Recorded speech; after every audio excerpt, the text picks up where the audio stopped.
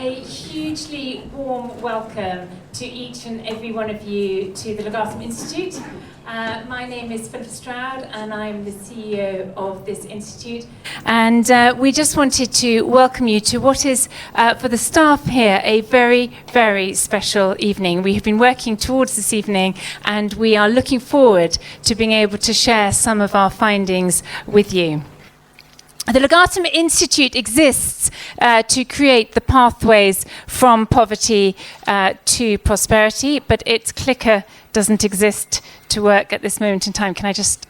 There you go. Thank you. So the Ligado Institute exists to create pathways from poverty to prosperity, because it wasn't on, for individuals, communities, and for nations. And for 12 years, through the work of our Prosperity Index, we have been tracking the decisions of leaders as they have taken their nations either towards greater prosperity or, through their negative decisions, away from prosperity.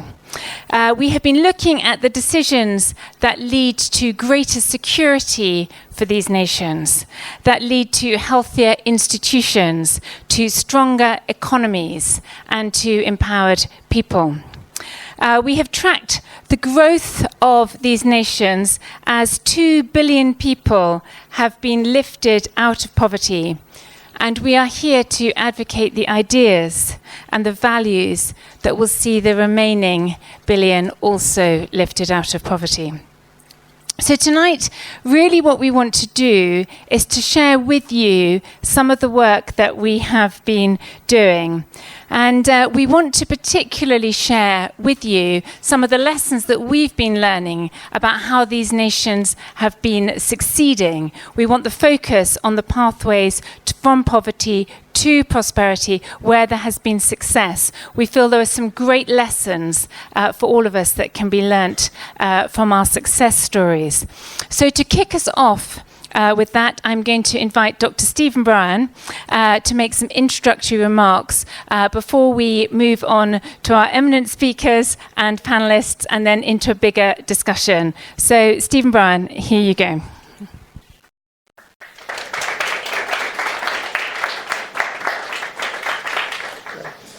Thank you, Philippa. How nations succeed is it's a daunting question, let alone to think about how we might answer it.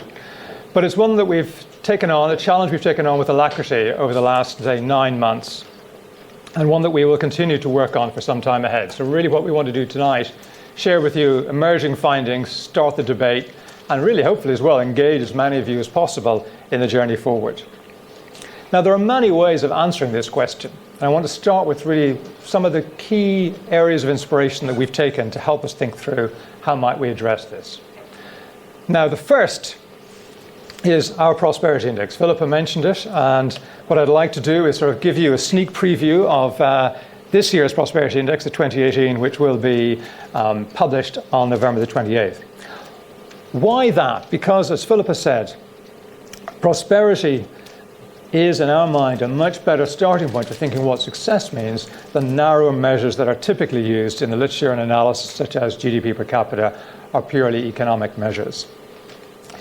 We've been measuring prosperity for 12 years, and one of the things that actually has come out this year, now that we've had a long enough data set, which I think is a really important reinforcement of this, is that as nations become more prosperous, their well-being, contentment, and happiness goes up.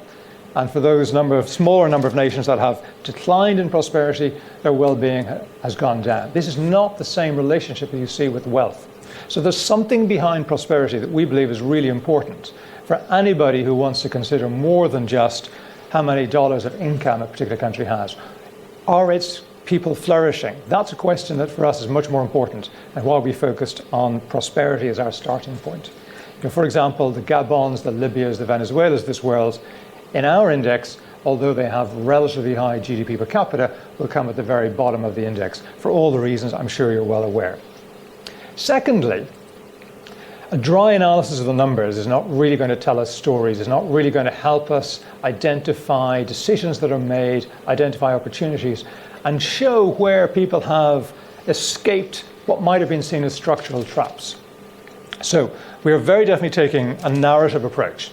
one that was pioneered by Danny Roderick 10, 15 years ago. Interestingly enough, he used the word prosperity in his title, although his emphasis was on the economics. He also, I think, forged a path of saying, how do we analyze success? Looking at some of the countries that, again, we have looked at with a further 10 years of history, for example, Botswana and Mauritius, so that we can understand what does a successful trajectory look like? How can others learn from it? How can others adapt those stories for their circumstances?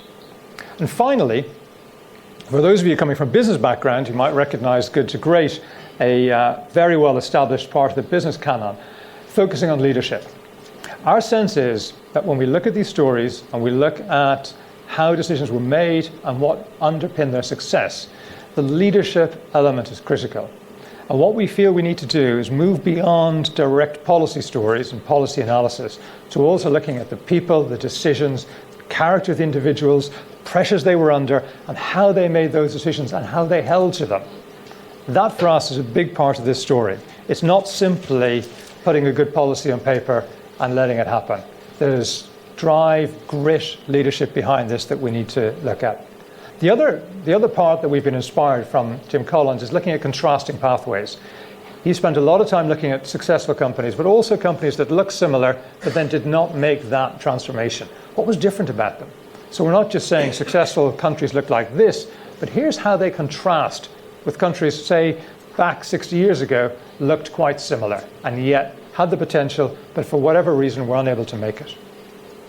So, in that spirit of an analytical approach that's narrative-led, that looks at contrasting trajectories, let me look and explain to you the key areas that we're focusing on. So what we've said is let's take some case studies and let's dive into them in detail.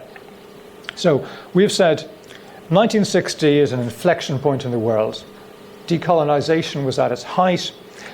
Emerging economic shifts were happening. It's a good point to say prior to that, we had a set of countries engaged in a trajectory, and then suddenly, over time, but you can see the germs of it happening then, a set of countries changed their trajectory upwards.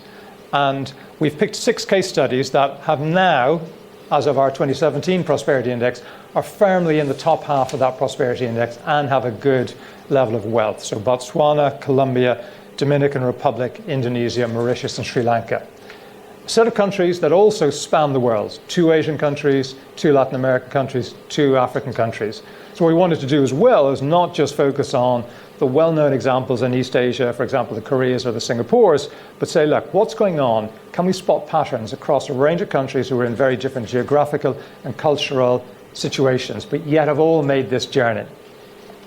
We're going to contrast it with the Jordans, Kenyas, Nepals, and Nicaraguas of this world, who started off, have made progress, but when we look at the last 15, 20 years, seem to have stalled. So their engine of growth, their engine of transformation has not continued in the way the top countries have.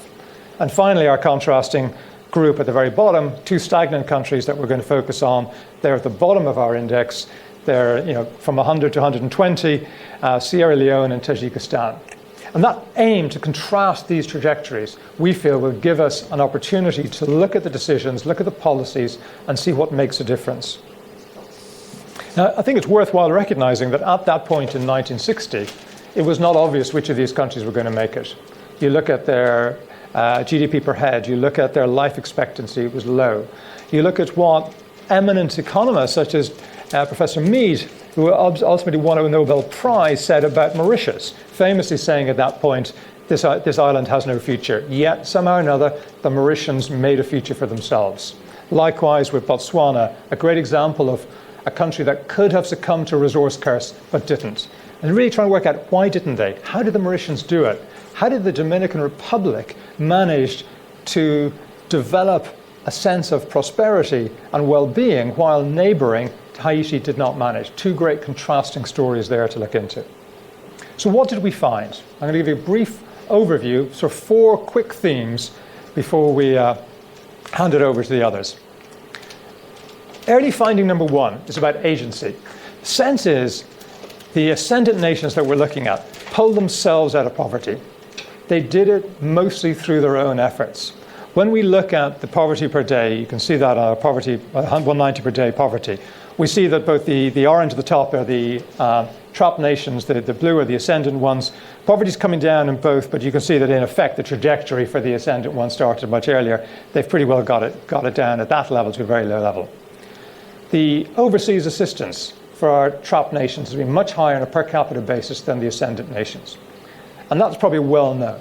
But when you dig deeper and you say, what other forms of external assistance have these nations got? The sort of classic ways of looking at our, not just ODA, but FDI, so foreign direct investment, remittances. You start to see that those sources of wealth, sources of investment, are dominated in the successful nations by domestic savings and investment, domestic credit. This investment that these countries have succeeded in garnering has come from within, not from without. So there's something about agency, about a set of leaders, a community, a country, really building it on themselves. It's not to say that, for example, they did not get overseas aid. It's not to say that FDI was not important, but it was not the only thing and certainly not the critical thing. So the question really is, how did those domestic savings arise?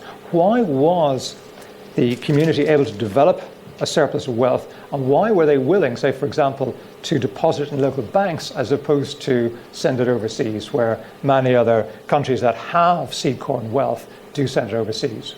And that really, the question is probably not just why is there a high savings rate, what behind it drove that savings rate?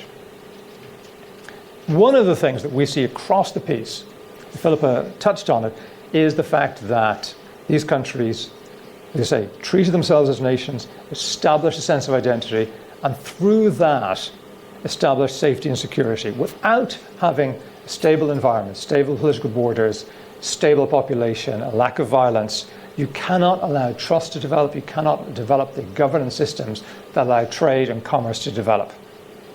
But don't think that this is an unalloyed success, that these countries were paragons of safety and security. I think the important thing to recognize is, for most of the time, for most of the people, it was mostly safe. And that's a great starting point.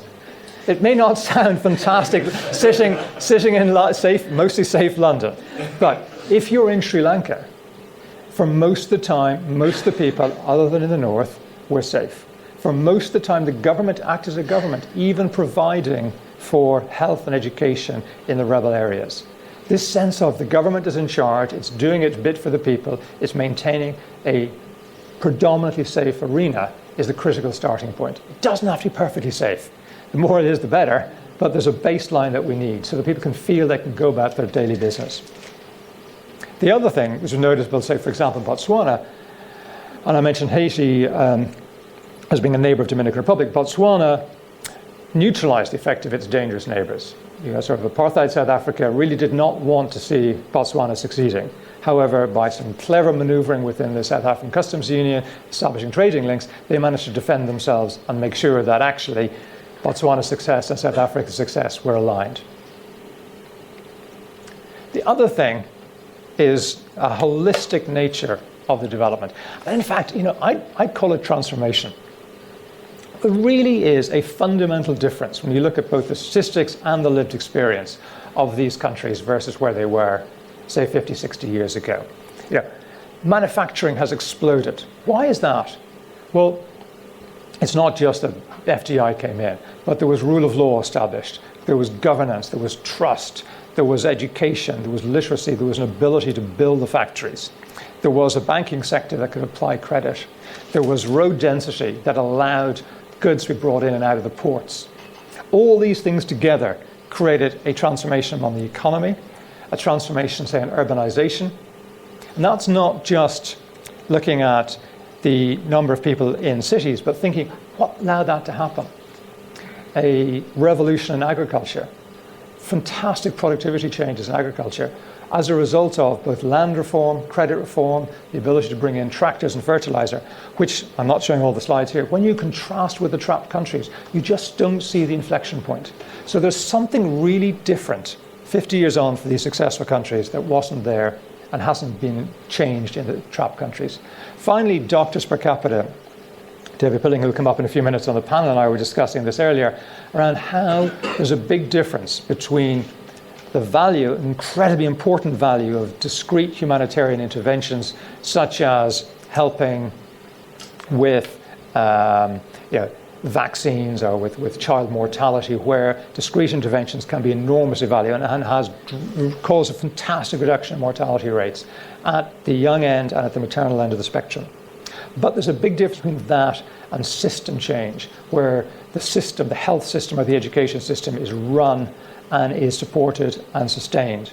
And you see a dramatic difference here in, say, doctors per capita as an example. And that comes from government and governance going beyond just simply allowing and encouraging aid agencies in. It comes from saying, we're going to build and we're going to own the school system, we're going to own the medical system, and we have the infrastructure, the physical infrastructure and the organizational infrastructure to do that. These are the big changes.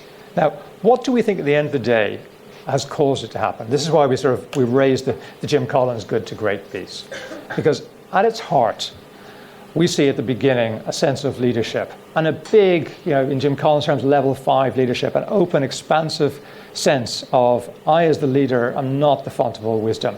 I need to bring in others who are experts, whether it be the Botswanans who encourage people to come in to help them with their civil service, whether it be the Berkeley gang who came in to help the Indonesian economy in the early days in Suharto, whether it be German manufacturers who came to Sri Lanka. What we see in all these examples is an openness to bring in skills, capability, and change agents, and allowing that change to happen and allowing that change to be stimulated by outside influence as well, and being comfortable with that.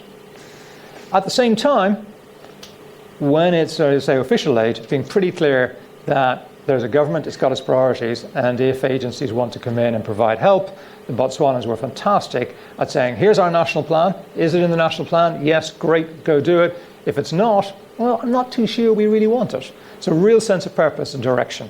And finally, the last thing, which I'll sort of leave you as a thought, was this was a group of leaders that we saw who did not need to steal, who had in different ways an economic interest, a personal interest in the nation succeeding, whether they be sugar plantation owners, whether they be cattle ranchers in Botswana, or in each of the other coffee in Colombia. If you have a ruling class that has a value in of themselves that does not mean they have to create economic wealth through parasitic approaches with the state, you actually allow yourself to have a much more symbiotic relationship, and the interests are aligned. That's probably one of the crucial things that just allows the start of the whole system to work, that the state exists for the people, not for the leaders.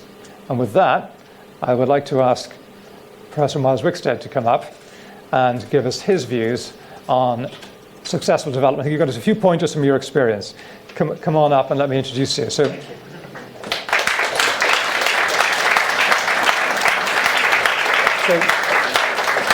Professor Wickstead is a visiting professor at King's College. Prior to that, you led the Commission for Africa. You have been on the advisory board and for a while chief executive of Wilson Park. And prior to that, ambassador to Ethiopia, Djibouti, and the African Union. So I think you have seen a bit of everything. So we look forward to your perspectives on this. Thank you, Stephen. Thank you very much. And hi, everyone. So I broke my glasses. So what I have is my reading glasses. So it means either I can read my notes, which I've made, and not see you, or I can look at you and not read my notes. So I think probably I'll read my notes, or at least base some comments on them. So look, the first thing is congratulations on this program. I think it's great, and I think it's really interesting to see the sort of cross-continental work that you've done, not just picking Africa or Asia or Latin America or the Caribbean, but looking at countries kind of across the board. You may have looked around for somebody who could speak with authority on all three continents. I certainly can't do that. I can speak with practically no authority at all on Latin America. I've had some experience of Asia once upon a time in the dim, distant past. I used to run our development programs in Bangladesh.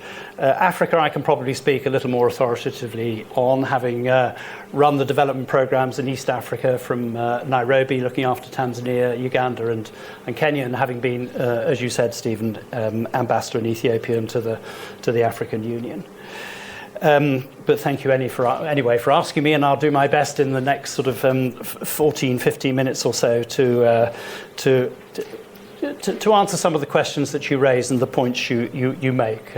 Inevitably, there will be a bit of a stronger focus on Africa than the other regions that you mention. So the first thing to say is that I broadly agree with your conclusions. I think, first of all, that nation states have or should have the key role to play in development. I completely agree with that proposition. Second, I completely agree with the proposition that leadership and governance matter. Indeed, that was the central thesis of the Commission for Africa report that we produced in 2005, chaired by the then Prime Minister, Paul Boateng, very closely involved in that, and indeed Lina Mahoklo, who was the Governor of the Central Bank of Botswana, who's one of the, indeed Michael Hastings was very closely involved in that when you were at the BBC, Michael, that report. And it basically, I think, bears out your thesis. That actually the most important thing in development is to have good governance or reasonable governance, to have peace and stability or reasonable stability and security. And if you have those things in place, then you can build the systems that you need, the capacity that you need in order to deliver. Remember, these were the days of the Millennium Development Goals, a very strong focus on basic health and primary education. You could build the institutions that you needed to deliver that education, that health. The institutions, but also the roads that you needed to get kids to school or people to hospital. But you could only do that if you had the right tax systems in place to raise domestic revenue and to encourage foreign direct investment. You wouldn't attract that foreign direct investment unless you had reasonable levels of peace and security. So you get into that kind of circular argument with peace, stability, and governance absolutely at the centre of the thesis, and that's exactly what you say. So it comes as no surprise to learn that both Mauritius and Botswana, the two African countries that you've chosen to focus on in your index, score very highly on the Mo Ibrahim Africa Governance Index, which was published last week. Both of those countries have a very strong sense, I think, of national identity, which you also focus on as being really important for this. And that's a sort of coherence. And that's something that not all countries have. Now, why don't they have it? For a number of reasons. And I think if we're going to look at sort of Africa more broadly or at other countries in other parts of the world, we need to ask ourselves some of those questions. Why don't they have that strong sense of national identity and coherence? Partly, it's a way in which those countries were created. So they didn't all, well, not all countries just kind of come together naturally and are there. It can be through agreement between different sort of entities, or it can be through conquest. And in those countries, that sense of national identity is perhaps more difficult to build. It takes nation building to do that. But you're going to have parts of those countries where there's a very strong regional or ethnic sense of identity. So in those countries, the responsibility of the central government is to find ways of bringing those entities in from the periphery into the centre, making them feel that they are part of that country. And Ethiopia is a country which I know reasonably well, where that process is going on at this moment in time. They have a system called ethnic federalism. It's been a very unstable system for the last few years, with lots of the regions, the states, believing that they needed a lot more control over their affairs. The new government, the government that's been there for the last 6 months, trying really hard to build up that sense of Ethiopian identity. I mean, people famously say the only time that Ethiopians feel Ethiopian is when their runners are sort of in front of everybody else going around the track at the Olympic Games. Otherwise, they feel they're Amhara or Oromo or Tigrayan or whatever. So the experience of the nation state will be different in those sorts of countries than elsewhere. And also, I think we need not to forget that some countries basically had nationhood foisted on them by the colonial powers, by us, by the French, by the Portuguese, by the Spanish. And so a lot of the sort of country lines are not natural. They were put on those countries cutting across kind of ethnic, subnational identities, some of them quite arbitrary. I mean, there is this famous story, which I'm sure you will know, of the Kaiser. He didn't phone up Queen Victoria because they didn't have phones then, but sending a message to Queen Victoria saying, look, I think it's a bit unfair. Why have you got 2 mountains in your country and I've got none in mine?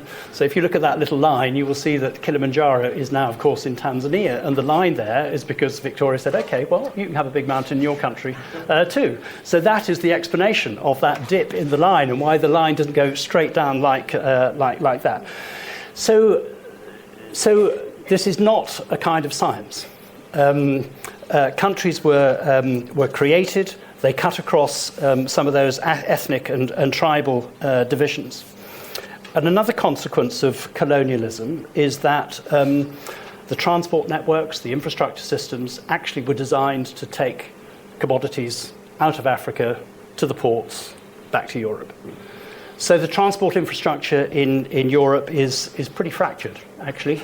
And clearly one of the key priorities for Africa and for other countries and for other continents as well, must be to improve infrastructure links, transport connections, transport movement between the regions and right across the continent. That is a major challenge, I think, that faces Africa now. And of course, that requires action not just at national level, but at regional and continental level as well. And I think the regional economic communities, the RECs, so-called, are of increasing importance and significance. The East Africa Community, SADC, ECOWAS, etc. The new Assistant Secretary of State for Africa in the State Department in the US was in London last week.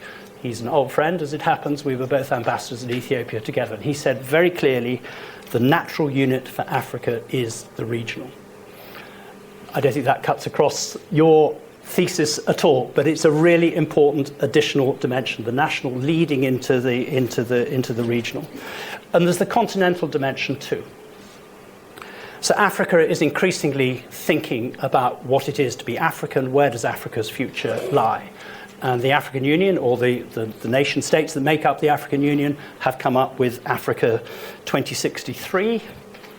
Doesn't trip off the tongue, does it? 2063, but that's what it is, because they agreed it in 2013. So 50 years on, setting out a vision of what Africa might look like over the next 50 years. Put there by transformative national leadership, with nation states as the basic unit of development, but with a crucial role for the regional economic communities and Pan-African institutions. And I think it's important that that peer pressure actually matters. Getting groups of nations together, with nations looking at the ones alongside, thinking, they've made a bit more progress than us. We need to be pushing ourselves a bit faster, and with civil society also pushing their governments to do things, I think is important. So peer pressure is an important lever for progress. So just to recap what I've said so far, I completely agree with the thesis that the state has the crucial role in delivering development, and that leadership and good governance are vital to that. But there are also key roles for subnational entities, local, ethnic regions within countries, which will differ from country to country depending on how they came to be created, on their background, the ways in which those came to be countries, on their histories, their culture. But also there's an important element of supranational at regional and continental level. I just want to say a few things as I conclude about another level, and that's the global dimension. Because I think this can't be overstated, and it's important to see that we're all in this together, that we have development challenges in this country too. In September 2015, in New York, the world signed up to a document called Transforming Our World, the 2030 Agenda for Sustainable Development. That includes 17 Sustainable Development Goals, 169 targets, something like 240 indicators. I have a problem sometimes remembering what the 17 goals are, but there's a little crib in this document, Transforming Our World, which is the 5 Ps. And the 5 Ps are sort of what we all need to do. They're not, you can't do one or the other, you need to do all of them. And the first P is about people, and it's about this sort of rubric of leaving no one behind. Development matters for everybody. And whereas, experience shows that ethnic minorities get left out, people with disabilities get left out, people with sort of different sexualities get left out of progress. Development has to be inclusive. No one should be left behind. The second P is prosperity. Prosperity is really important, but it has to be inclusive. You can't have a small number of people getting very wealthy and very rich. You have to look at prosperity across the board, and that the poorer people have to benefit from that prosperity too. And then the third one, and it's kind of missed from the development discourse in a way because it was kind of in a separate box, is planet. The environmental challenges that we face as a world, climate change, environment, etc. If we don't look after the planet, we're all going to suffer from that, and it's in everybody's interest to do that. And then the fourth P, and it sort of comes out of the remarks I made earlier, is peace. The worst enemy of development anywhere is conflict. You look at the countries which are making the least progress today, Yemen, Syria, South Sudan. They're the countries where you have conflict, and that is absolutely not conducive to development. So those are the 4 Ps, and then the 5th P is about partnership. It's about partnership between governments and the private sector and civil society, all of whom have a role to play in developmental progress. And it's worth just saying something about SDG 16, the one that was most difficult to agree on, because I think that feeds again into the kind of thesis that you've been making, because SDG 16 is all about accountability. And it's about governments have responsibilities to their people. They have responsibilities to preserve people's rights, to build strong institutions, to build capacity, further democratization, etc., etc. And as I say, they're universal. They apply as much to the UK as they do to the 6 countries that you've identified, or the other countries that you've identified which are not making so much progress. Now, a lot of the responsibility for this progress must be at a national level. Absolutely right. But some of them can only be made through international cooperation. So if we're going to address climate change, there's no point in a number of countries agreeing not to burn coal if other countries say they're going to continue to burn coal, because the wind has a habit of blowing pollution across borders. And for Africa in particular, that's important. So, Africa produces less than 5% of global emissions, but is the continent most affected, potentially, by climate change. Whether it's Botswana, one of your examples, landlocked, internal, already pretty hot, don't want it to get any hotter in Botswana, or Mauritius, which stands a reasonable prospect of disappearing under the oceans unless something is done about climate change. And so progress, I think, I've talked about the 5 Ps. Progress really depends on the 6th P, which is about political will. And I think, again, this completely endorses and supports your thesis. Political will requires competent and capable governments exerting leadership within their countries to deliver progress. But at the same time, we need international cooperation and collaboration.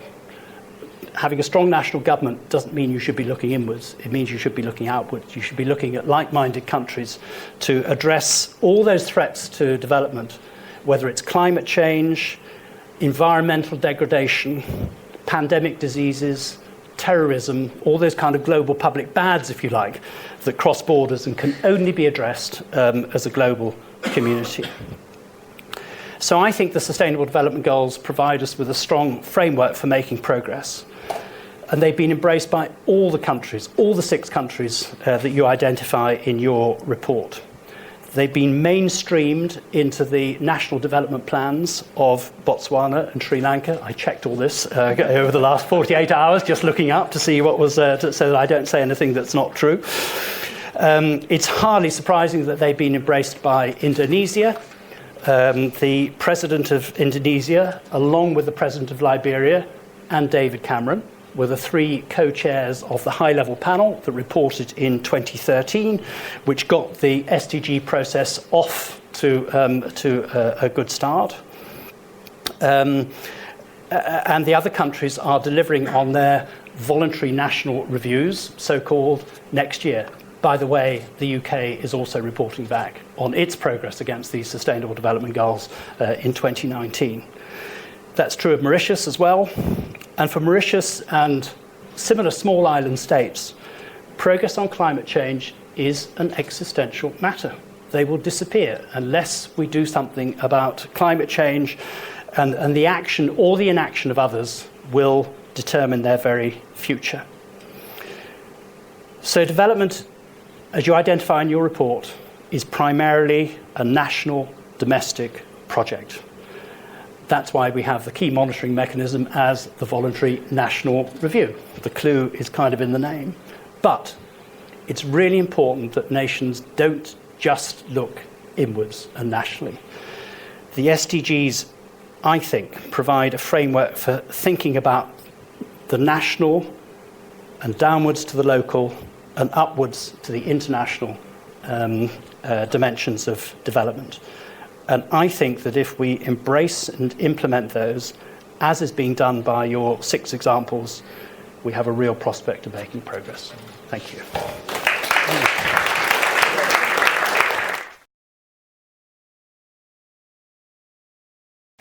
Myles, thank you very much for that intriguing perspective. And indeed brings out another one of our programs. We're working on subsidiarity and principles of devolution as part of national governance. So thank you for reminding us that that's not just a domestic issue, but applies in many other places.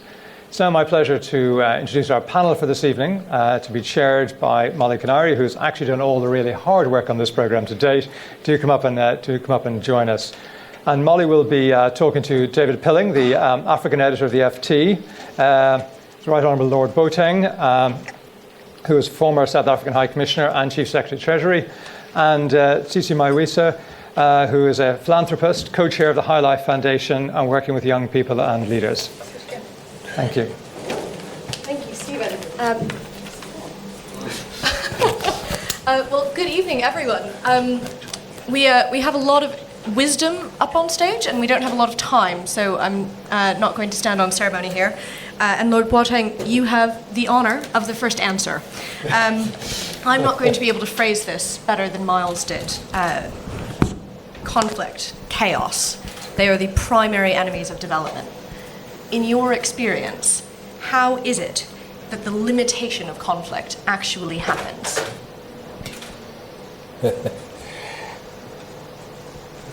Conflict in an African context is part of our inheritance. I mean, I grew up in the Gold Coast in Ghana.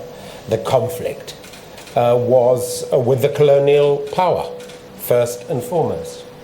And we live with the legacy of that conflict.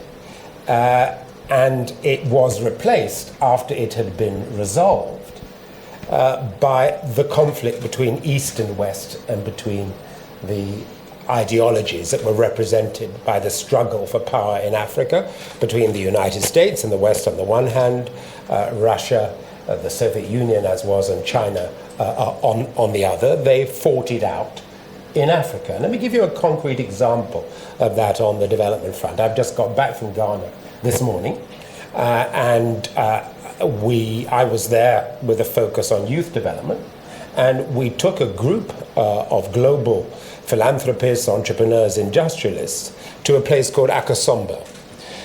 It will be well known to those of you who know Ghana, who know West Africa, who know also about the struggle that existed around the creation of infrastructure in Africa post-independence. If you go to Akosombo, you find this incredible dam, a dam that was the product of visionary leadership, a strong, determined leader who forged a disparate nation out of 7 linguistic groups, rival tribes, was able to do that partly because he came from a smaller tribe, and who made an alliance with a group of American industrialists who brought into his vision of the Akosombo Dam and the provision of energy for Ghana and for the region.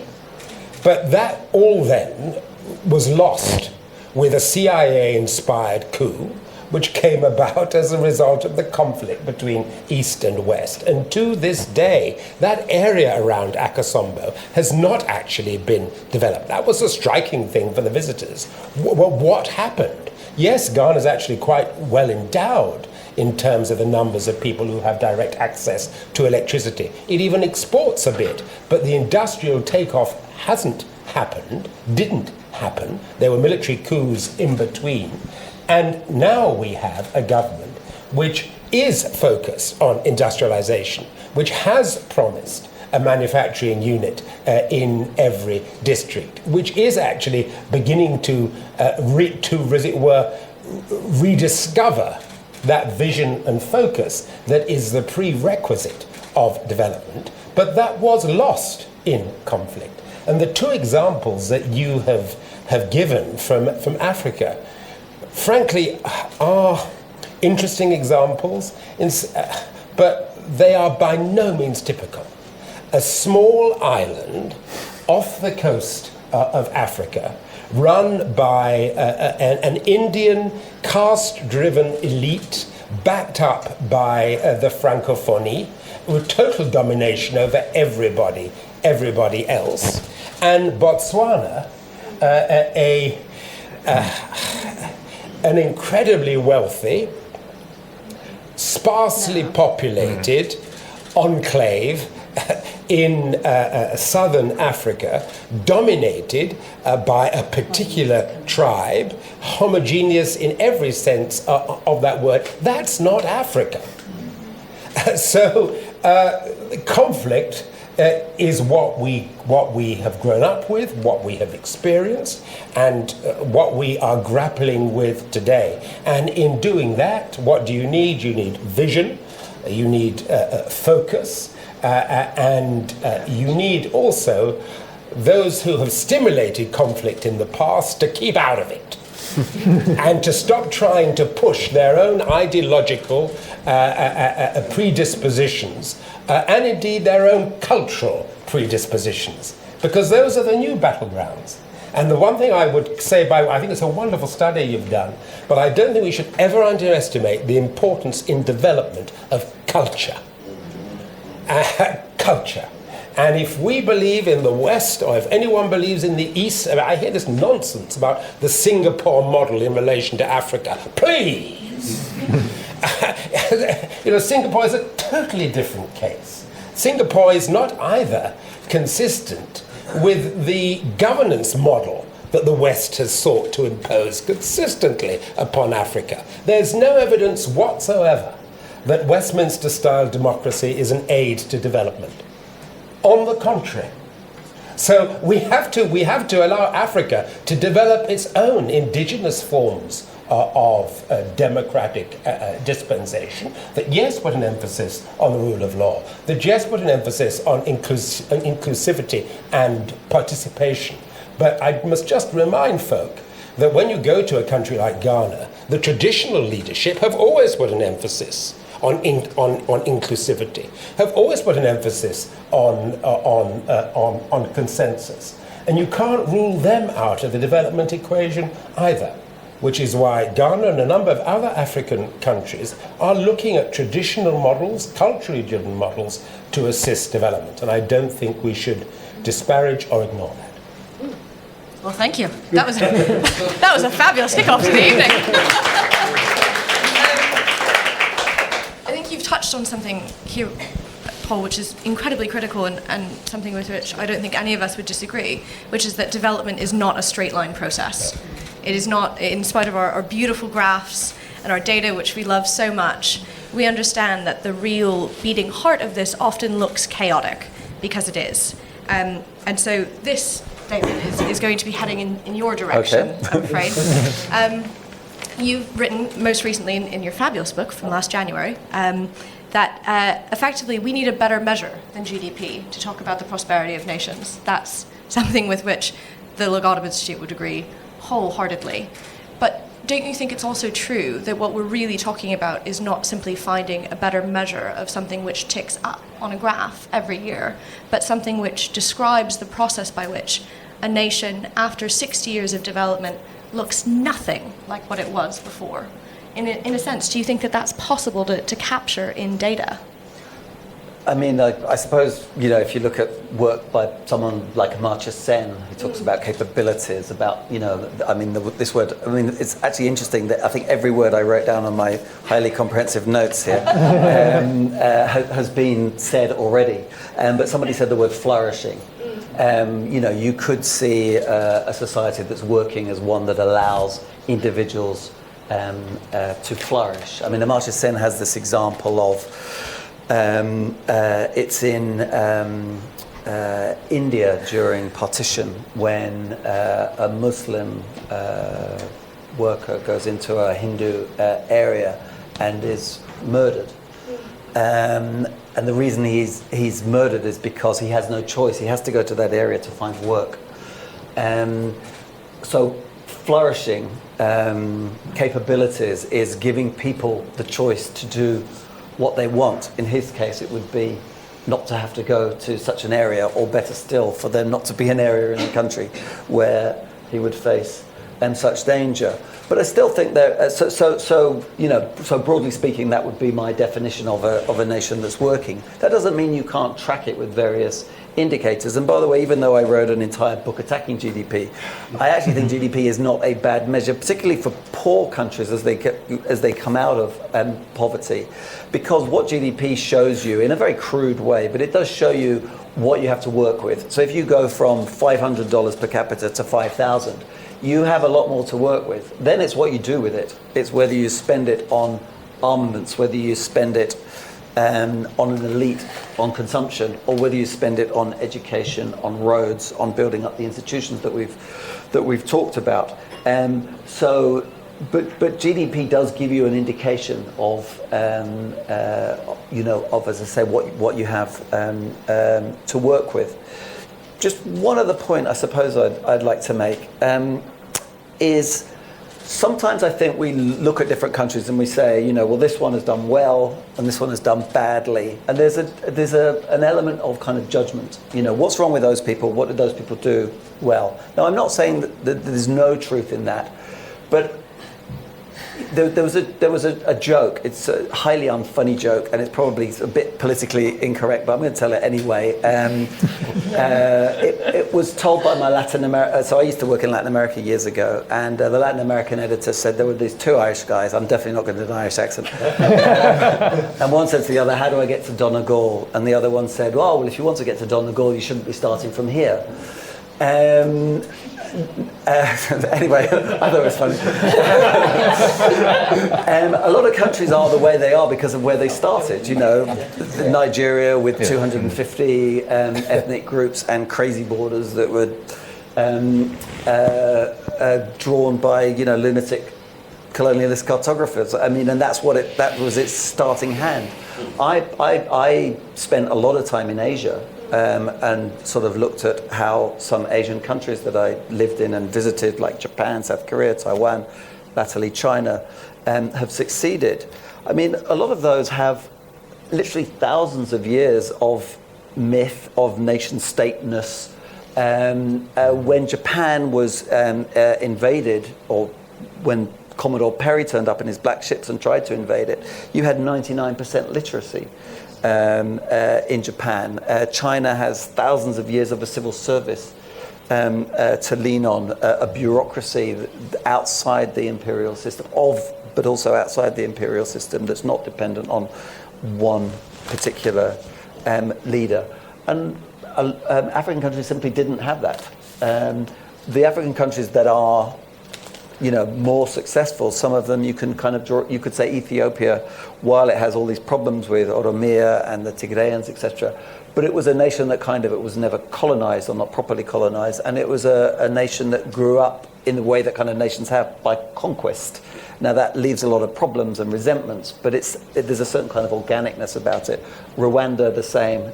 There was and has been a nation that approximates to present-day Rwanda, in fact slightly bigger than present-day Rwanda, that goes back hundreds of years. Mauritius being an island, Botswana also stretching back. So I don't know if I've answered your question, but there's a few thoughts. I think you've answered several questions, for which I thank you. The other sort of theme, which everybody, Stephen and Myles included, has been touching on this evening, is with leadership. And this is, I've found at least, one of the really frustrating X factors in development, because it's difficult to plan for. You can't grow leaders in a factory or a laboratory, although I'm sure someone out there is trying. And it's still one of the critical and often the differentiating factor. And one of the things that we've seen in each of the ascending countries that we've looked at is that in spite of unbelievably depressing growth trajectories circa 1960, each one of these countries had a leader, democratic or otherwise, who honestly believed that they could change that trajectory, even though everything in the world would have told them that that was a ridiculous belief to have. And that belief turned into their nation's success. And with your work on the ground, training young people, training young leaders, Tsitsi, how is it, do you think, that we, instead of saying, or being content to say, that we get a leader like Seretse Khama once in a generation and once in 3 generations, how is it, do you think, that we can nurture those leaders more regularly to provide these new states, or newly developing states, with what they need? First of all, Molly, I want to say I was I felt to some extent quite liberated listening to Stephen. Because many times I think as Africans we put ourselves under pressure, that the standard of how we should be performing is Switzerland, America, or all these hot countries. And it's nice to see that it's okay to admire Sri Lanka, it's okay to admire Colombia, and because if you do make an effort to unpack what is it that has worked despite some of the things perceptions we have, generally through media. Because, I don't know if any of you ever had the opportunity in university to study Colombia, the history and the economic status of Sri Lanka. I think our minds are wired to think they are failed states, because we are not supposed to aspire to be like Sri Lanka. We are supposed to be going after Singapore and Korea and the United States and Great Britain. So kudos to you for this kind of research. I know you're not happy about Botswana and Mauritius. But nevertheless, I think what is really, really great is, what do we learn from those studies? These are studies that are looking at patterns for the last 60 years. The results may not be quite what we are expecting, or take into account some of those fundamental issues of colonialism and what have you. But I think at the end of the day, it's nice, it's heartwarming to celebrate countries that are generally you don't find in any newspaper, in any media, and to be able to learn key lessons of what has worked and what can we what lessons can we learn, and also what should we keep doing that is right by Sri Lankan standards and Colombian standards. Now, when it comes to leadership, I grew up believing that when you read about a country having a 5-year development plan, that is the responsibility of a government, right? So if some of you came from countries that were influenced by Soviet Union and Eastern Europe and what have you, you remember the 5-year cycles? Okay, none of you remember. Okay, I'm a Zimbabwean. The 5-year development plan. Of course, yeah. And we always felt, I always felt it was the responsibility of government to have a 5-year vision or a 10-year vision. Mm-hmm. And then also believed that it was the responsibility of the government to deliver a good election for us, so that, through the 5-year development cycles, there's 5-year voting and elections, and if you're democratic, a new leader should come in. If you're not, you recycle the same leadership. But I felt a bit of frustration, I would say maybe for a long time, but I think the frustration became too much maybe 2 years ago. I work with young people. So we have a big scholarship program that gives scholarships to all these children from primary, high school, university. Some of them only have 7 years of primary school education, and we never get to see or know what happens to them. But we began to ask ourselves as a team that what is it that we are doing right, but what is it that we are getting wrong? Because what we noticed after having given thousands of scholarships to kids, 70% we couldn't trace where they were, because we just didn't have the data to know whatever happened to them. But of the 30%, what we noticed is there were some very successful young kids who ended up, working in different, very large companies and doing very important jobs, but who didn't identify with us as a foundation. They did not identify with the country. They felt that they appreciated that they got a scholarship, but it was, thank you very much, goodbye, I'm off to Facebook to earn a living, and maybe if I get some change, I'll send it back to Zimbabwe. But, the results were not encouraging. And we said to ourselves, so what are we getting wrong? So we began to do our homework, ask questions. And I must be honest, this was one key place I came to help me ask those very critical questions. What is it that is right about what we've done? What is wrong about what we've done? What are the lessons we need to learn? And what was so clear to us as a team was it was about leadership. Now, what do I mean by leadership? That leadership, you raising leadership is intentional. So if you want to get the kind of results to move away from being trapped or where there's stagnation to where you are on a growth trajectory, that you have to be intentional, number one, about the vision and the plan. So have a clear vision. It's not the government's responsibility to have a vision for a nation. It's the citizens' responsibility to have a vision for the nation. So number one, we woke up to the reality that the vision is with everybody. Okay, then number two, that a 2030 vision or a 2063 vision is not, 2063 is not an AU vision. It's an African vision. And what do we mean by African? It's my vision. Any Africans in the room? It's your vision. It's our vision. We own it, right? Then the next step was, okay, so what do we do with that ownership of a vision? It was take a long-term view in developing leadership. So instead of looking at the way we did previously, when we give scholarships, it's all we giving primary school, high school, university. We took a long-term view. We went into 2050. Listen, it's not crazy to have a 2063 vision. Neither is it crazy to have 2050. Why? Because the kids we invest 18 years of scholarships. So if you take a 5-year vision or 10-year vision, well, then after 10 years, what happens? Because we are still going to invest in that young leader anyway. So a 2050 for us was a nice place to start from, a good place to anchor and then work backwards on, okay, if we were, I had to calculate my age if I'm 80 something. What is the kind of Zimbabwe I want to see? So we began to write our own story and our own vision, and then put in the details. Not because you want to be a president or you want to be a leader, not that there's anything wrong with that, but we took away these some of these perceptions that, no, it's you must have political goals to think about what 2050 should look like or what 2030 should look like, and that we should celebrate that our leaders signed 2030 SDGs. No, what we should celebrate is, have we signed on to the SDGs as individuals, as citizens? So we took the long-term view and then began to work through what are the key strategic things we need to do in order not to remain in the trap, and in order not to keep repeating this cycle of poverty, of hopelessness, that we keep seeing time and time again, and where we believe, if only we have another election in 5 years' time, maybe the new party will deliver the hope that we want. We said, no, that's rubbish. It doesn't matter who is in office.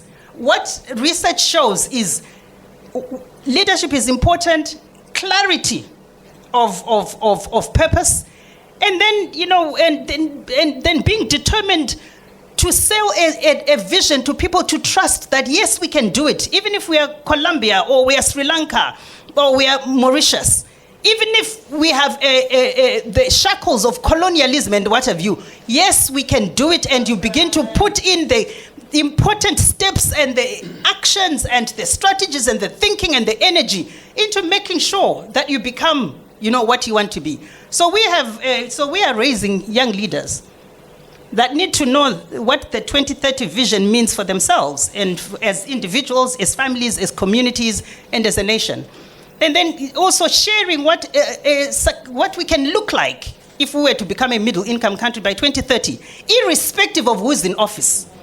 Because once you raise enough a critical mass, they will be the civil servants. If they understand why 2030 is important for them to overcome poverty and all the difficulties and the challenges that come with around poverty, they will understand why it's okay to dream about being serving in the public sector, about turning around the hospital, the health system, the education system, about conservation and what have you, because they own the vision and they trust, they build self-trust.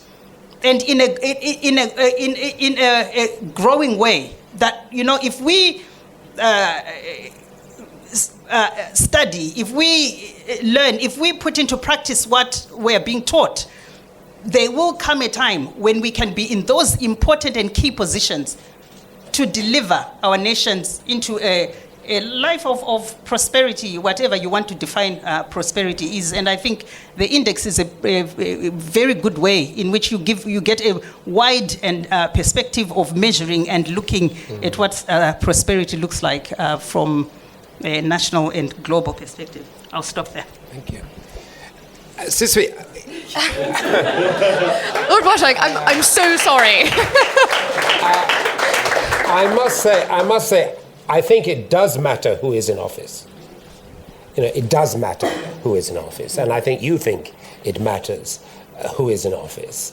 And we have a very interesting situation in Africa, because we shouldn't forget 60% of Africa's population is under the age of 24 under. 60%.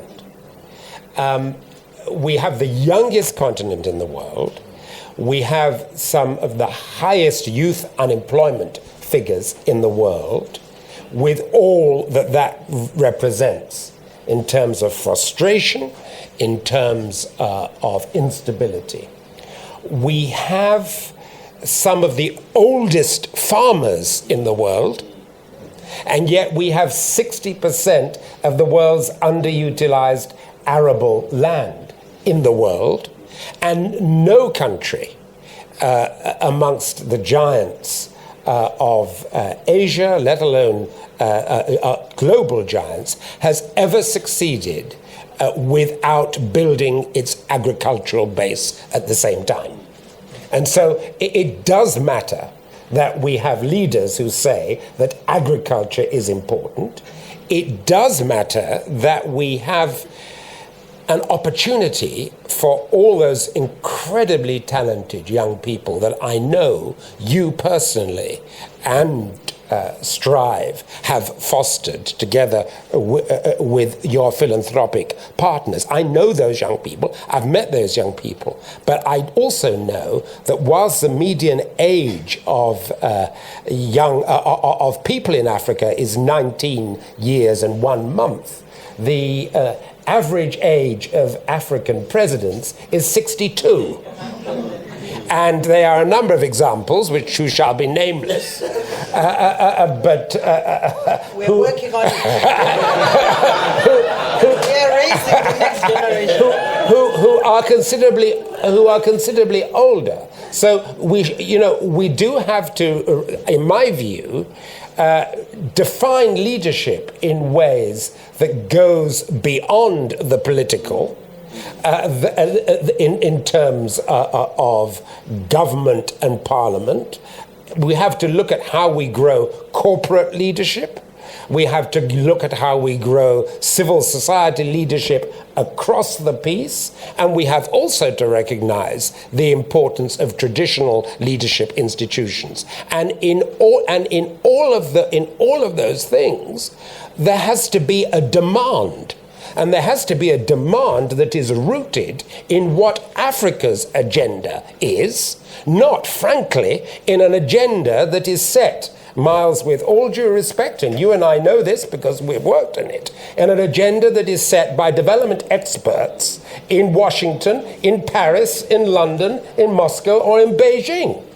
And that's what you've striven against all your life. That's what so many of us here reject. We believe, don't we, that individuals operating in civil society groupings, in corporate groupings, as well as in traditional and political groupings, it's freeing up those individuals, unlocking their potential, that's the best hope of development. But in doing that, we have to face some pretty tough and sometimes unpalatable truths about what that is likely to mean.